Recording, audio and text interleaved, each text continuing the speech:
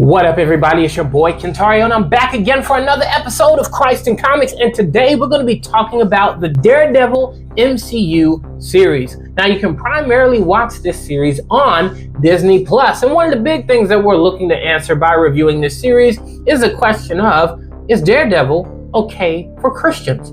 Now, keeping this in mind, that Disney Plus has just released the new MCU series, Daredevil Born Again, which we will also be doing a video on once the series has completed. However, here we're looking to talk about the first couple of seasons and go over a couple of tidbits that I think will either be fruitful or a concern whenever a Christian is watching this series.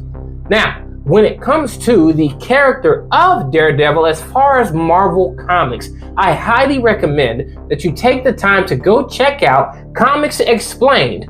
On Comics Explained's channel, he does a great job of breaking down the history of different Marvel and even DC and several other comic book series characters, and he does it in a way where not only will he have already done a review several years ago, he may revisit the topic or character to bring up new information or updates that have changed in regards to that character, either due to new comic books or things that he has not already revealed. Now, what you can get from this channel, as it is Christ Comix, is this is a channel dedicated to sharing the gospel using anime, manga, comic books, and several other forms of media. So if you like what this video is doing, please make sure that you, one, hit that subscribe button, as well as make sure that you hit that like button. That way this video is getting boosted through the YouTube algorithm.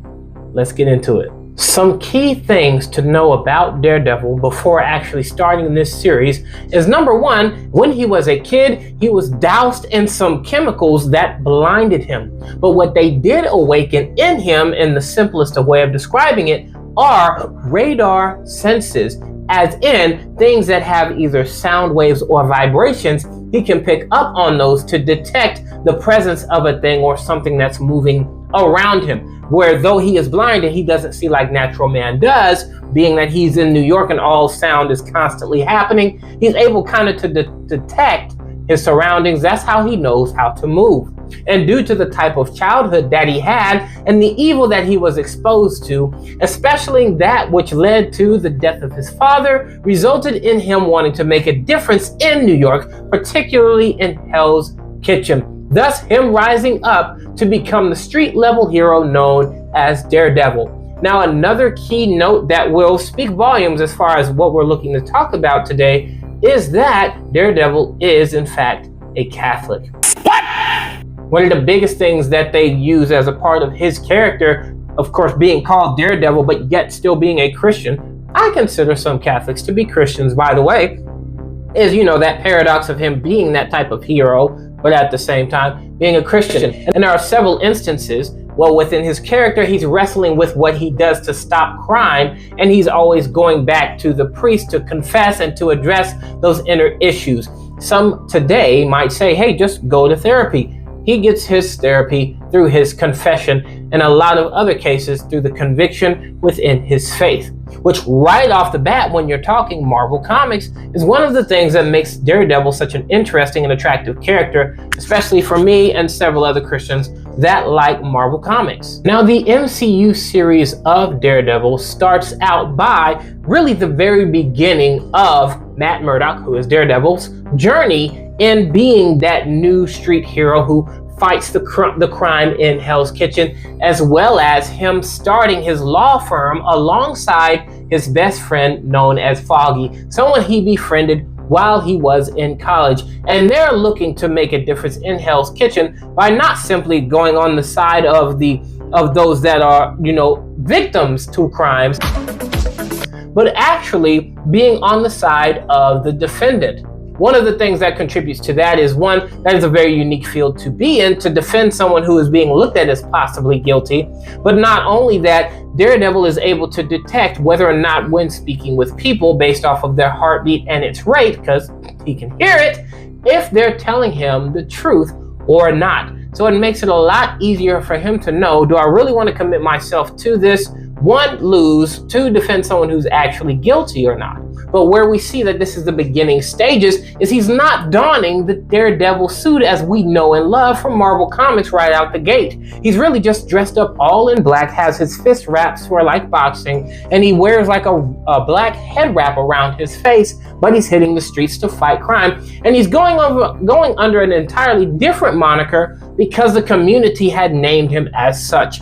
The way in which Daredevil became strong and capable was he was trained by another blind man who especially trained in particular unique martial arts, even in spite of his condition. And he took in and trained up Matt Murdock in those martial arts abilities. And that kind of gives you a summary of what you're getting into as you're being introduced to the Daredevil series. Y'all weren't supposed to see my hand do that. There are three main focal points that make the series of Daredevil absolutely amazing. The first point being Matt Murdock himself. We see the type of environment that he grew up in, but due to the type of father that he had and the influence on his life that had, as well as being introduced to Catholicism as well along the way in that childhood, shaped his perspective to be one to fight against evil and to pursue justice on behalf of those that are constantly being oppressed and criminalized and taken advantage of. When you see him being brought up in this environment, you see him wanting to be someone that does good in the community.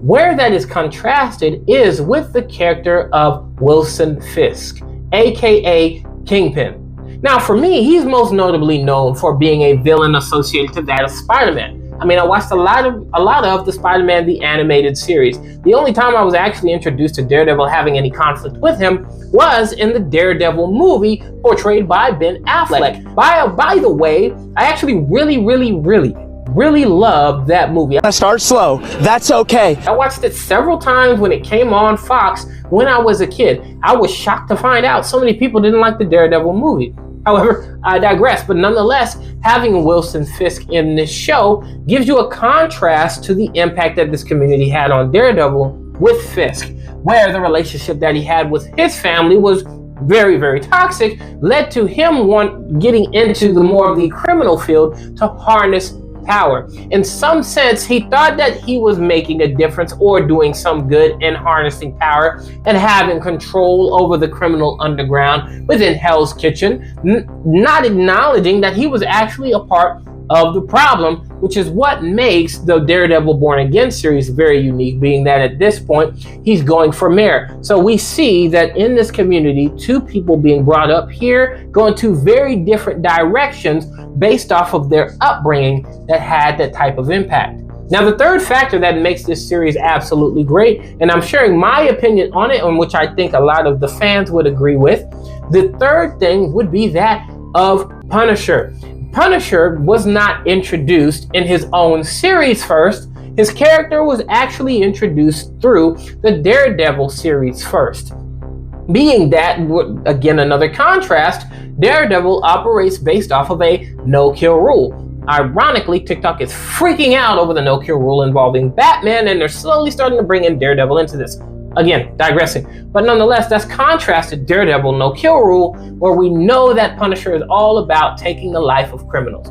You hit them and they get back up. I hit them and they stay down. No hesitation. If you're a criminal, you've done wrong, you've taken a life, you've assaulted someone, you've taken advantage of a woman, you've taken the life of a child, Punisher's coming for you. No ifs, ands, or buts about it. Yup. That's why he's acknowledged as an anti-hero, because he does not care. It's not about the judicial system. He sees it as something that has failed us. Daredevil is one that refuses to do that. Again, this issue is reintroduced in the Daredevil Born Again series, where this relationship between these three characters is deeply involved in the first couple of seasons of the Daredevil series. Do you realize what this means?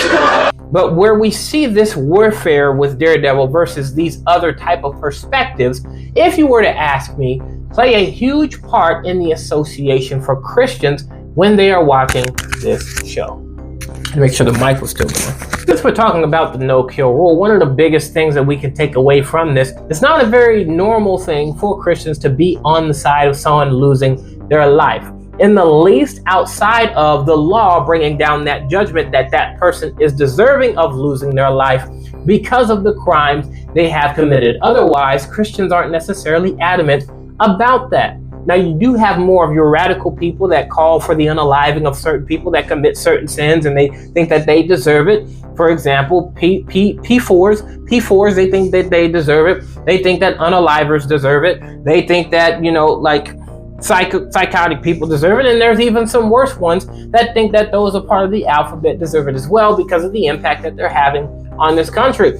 I don't think that any of those groups immediately deserve to be unalived. Whoa. Because I believe in the saving grace of Jesus Christ. So we give those people an opportunity, not simply to go through the justice system, but for them to also be introduced to Christ at some point. They repent from their sins and they give their life to Christ. There are no innocents, not anymore. It is unclear that Daredevil specifically operates according to that when it comes to his no-kill rule. As a matter of fact, it seems as though he's simply chalking it up to the judicial system to handle things properly, where us as individuals may not be very adequately capable of making that type of judgment. That's why I'm actually in support of the no-kill rule. You as an individual do not have the wisdom, do not have the mental know-how, do not have the heart posture to be able to make that type of judgment call of taking someone's life and to be at peace about it, especially if you do not have Christ with you and you do not have the Holy Ghost. Yeah, baby. And in the least, hopefully, that's the case with Daredevil. He has Christ with him, which leads to his convictions that he holds to begin with.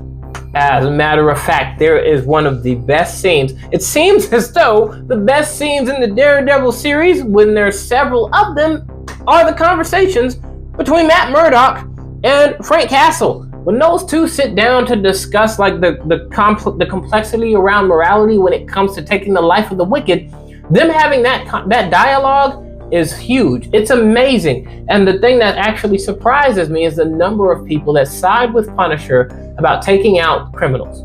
Just go ahead and get rid of them and be done with it. And I agree with Daredevil. You're looking to take the easy route. You're looking to play God. You think that you have it in you to make that type of judgment call. Now, I've heard some people argue this, that the difference here, and I'm not going to be here long because I don't want this video to be 20 minutes. 2 hours later. That I believe that type of function eventually leads to there being some mental backlash. That's why we see so many soldiers from the military suffering from PTSD, or what the Bible would say, a reprobate mind, where they have that switch turned off. They no longer have a sensitivity to that thing, which that is also an unhealthy thing. And a lot of people advocate for that with Frank Castle, that he's at peace with what he does. But the reality is that he is of a reprobate mind, and that's due to the trauma that he's experienced that led to him coming to this conclusion that this is what he has to do. Because if he's not doing that, is he at peace? I would argue no, he's not at peace just putting the pistol down and going on about his merry way and allowing the justice system to do what it does. Because in reality, him doing that isn't making the type of difference that you might think that it is. All right, now let's switch back to the contrast between Wilson Fisk and Daredevil, because these two are at the biggest of odds against each other. And I'll be honest, as I'm watching this, I'm like, when is Tom Holland coming in? I'm waiting on Tom Holland. They never give me Tom Holland. But I'll do that in the next video. I'll keep my peace. But I can't wait for that to be introduced. But I love this warfare between the two of them, because that is the biggest battle that takes place. I mean, sure, Kingpin has his faults and his battles with that of Frank Castle, but no fight was that much greater than the battle between Wilson Fisk and Daredevil. And I say this because, again, the impact of each person's upbringing plays this huge part in how each character has been shaped, how each character has been molded, and seeing where Wilson Fisk honestly was one of the biggest factors to pushing the bar when it came to Matt Murdock not crossing that line of taking someone's life. He had to do his best to maintain peace. He had to do his best to keep his mind, to hopefully be stayed on Jesus versus giving into the desires of his flesh to just end it all. If I take out the head of the snake, the rest of the body will fall. But the reality is, he operates like a hydra, and the hydra is Fisk himself. He keeps coming back. You're not going to stop him. He will always find a way. There's always multiple heads, and ironically, he's the only one. Now that I think about it, one very interesting thing in the contrast between Fisk and Murdoch is their fathers. You see, Matt Murdoch's father was one that, although sure, he had to constantly, fight to provide and struggle to make it. And it was a very difficult thing for him to do. Like, he's always coming home beat up and teaching his son about boxing, but also making sure, hey, you need to be in your books. I'm the one that's stuck having to do this for us, but you don't have to. Keep your head in the books. So although his father wasn't, as far as how he functioned, the best representative, how he lived out his own individual life, he wasn't the best representative. But as far as how he fathered his son, he was a great example of that for him, even though there wasn't a mother present. That's not easy to do, to properly parent when there isn't a mother present. But he gave his son the best. Even at the point of him losing his life, he did something that, yes, he knew he was going to die, but he made sure that his son would be taken care of if he did. And that secured him so that, again, he could have the future that he hoped for his son to be able to have, the direction that he had hoped to push his son in. And for the most part, he succeeded. Now, again, that's contrasted when it comes to Wilson Fisk. Because when it comes to Kingpin had two parents in the home, but he had an abusive father. And because he had an abusive father, that led to him being insecure. That led to him being very reserved, timid, until he was pushed to his breaking point. And that type of impact on him maintained him in that state going forward. That's the type of person he is. He's nothing, respectfully, nothing more than a grown child. I wouldn't want to be faced off with Kingpin if I didn't have to, but because he would break me. But nonetheless, he's still like a grown child. That trauma is still affecting him. That trauma is still shaping him. Even like I said, now going into Born Again, he's becoming something that his father wanted to, where his father failed to become that. He succeeded in becoming that. And it's like, I'm going to constantly battle against my father. It sounds as though he's fighting against his father throughout the entirety of the series. No matter who he's dealing with, whether it's Matt Murdock, Frank Castle, Echo, whoever the case may be, Spider-Man, he's really at odds with his own father in the decisions that he makes. Man, this thing can go down a rabbit hole. But that's the powerful thing about this. The need for the proper type of household and leadership being present with you. We're in a time and a generation now where not having that proper guidance and leader in place can negatively impact you in a great way. And this is not to disparage single mothers, but it is evident that with just having a single mother raising sons, it's not easy to guide them in the way that they should go. It's already hard enough to do it with two parents. It's already hard enough to do it with two good parents, let alone in the current state of our society to expect that this child's going to be perfectly fine, whether it's a single father, whether it's a single mother, whether it's no parents, whether it's both parents, but they suck at it. Either way, it's going to require us to give our best. And that is why God even established the system and order, the covenant that he had established between man and between woman, for them to be fruitful and to multiply, for them to bring their child up in the way that they should go, for the fathers not to turn their children to wrath, for the children to honor their father and their mother. These statutes contribute to us, no matter how corrupt the world is, us being brought up in the proper way and direction and making us strong. And we see how easy it is for you to either go in the way of Matt Murdock or for you to go in the way of Wilson Fisk. Now, I have no idea as to whether or not I'm swaying you this way or swaying you that way when it comes to watching the Daredevil series. It's so easier for us to say, too much blood, don't want to watch it. Too much cussing, don't want to watch it. Too much Smex, don't want to watch it. That's my code word, Smex. Too much Smex, I don't want to watch it. We can't watch chaos. There's too many evil people, we don't want to watch it. Look, there's so many Christians that's like, if I hear the word devil, if I hear the word demon, I don't want nothing to do with it. I know people that were like, the play is called Wicked, so we shouldn't be watching something titled Wicked. That's ignorant. Don't think like that. I'm just saying. I'm not insulting you. I'm just saying you do not know what you're talking about when you say those things. Nonetheless, bringing it back. When it comes to him making that type of relation, it makes it a lot easier for a Christian to enjoy that and to even be blessed. This conversation isn't to justify entertainment. It is for us to be blessed when we are consuming certain types of entertainment. And for him to have these type of dialogues within the series blesses us, whether or not to unalive people who do evil things, and these speeches that speak of the impact of Christ in us as we live out our daily lives regardless. Now, this would primarily be the biggest negative, and it's not like the smoking gun of the whole thing. Okay, this isn't something that I would say completely ruins the series. It just makes me as a watcher go, that's kind of weird, because we don't address it. We don't speak nothing to it. And one of the things that Matt Murdock is known for being is a playboy. He's known for pulling girls. He's using his blindness to pull them. He's known for sleeping around. He's got his bachelor pad. And see, this is where I find this to be complex, because I'm a firm believer in all sin is judged the same by God. So I don't parse out like, you just told a lie, okay, that's fine. But you took somebody's life. No, you're out here sleeping around. Arguably will be judged the same way. I'll say it like that. It'll be judged the same way with God, just as someone's life being taken. So Matt Murdock, great. You got not taking someone's life down packed, but you sleeping around, something needs to be done about that. They don't address that. They don't address him having relationships with women that he's not looking to commit his life to. Now, there are certain instances where he's like, yes, I do want to actually have a real relationship with you versus just hooking up with you. But at the same time, those relationships fall through, where I'm a firm believer that you shouldn't have been engaging in none of that stuff anyway if you're not going to be able to commit. You wait to find those things out versus getting involved with people.